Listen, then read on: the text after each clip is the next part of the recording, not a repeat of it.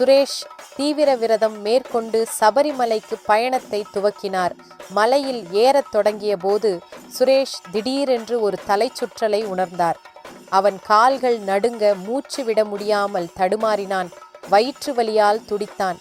அவன் நிலை குலைந்து போவதை பார்த்த ஒரு ஐயப்ப பக்தர், உனக்கு என்ன ஆச்சு என கருணை நிறைந்த கண்களுடன் பார்த்தார். இதை சாப்பிடுங்க, சரியாகிருவீங்க என்று கூறி ஒரு சிறிய புனித பசுப்பத்தை கொடுத்தார். சுரேஷ் ஒரு கணம் தயங்கினான். ஆனால் பக்தனின் வார்த்தைகள் ஏதோ அவனுக்குள் ஆழமாக எதிரொலித்தது.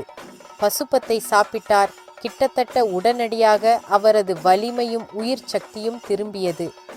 புதுப்பிக்கப்பட்ட ஆற்றலுடன் சுரேஷ் தனது பயணத்தை எளிதாக தொடர்ந்தார். மலை உச்சியை அடைந்ததும் தனக்கு உதவிய பக்தருக்கு நன்றி சொல்ல திரும்பினார். ஆனால் அவரை ஆச்சரியப்படுத்தும் விதமாக அந்த பக்தர் காற்றில் மறைந்து விட்டார். பின்னர் தனது அனுபவத்தை பற்றி சிந்தித்த போது அவர் உண்மையை உணர்ந்தார்.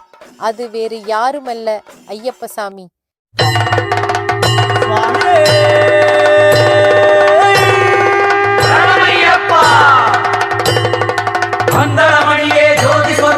சபரிமலை வாசா, ஏற்றி விடப்பா, தூக்கி விடப்பா, பம்பா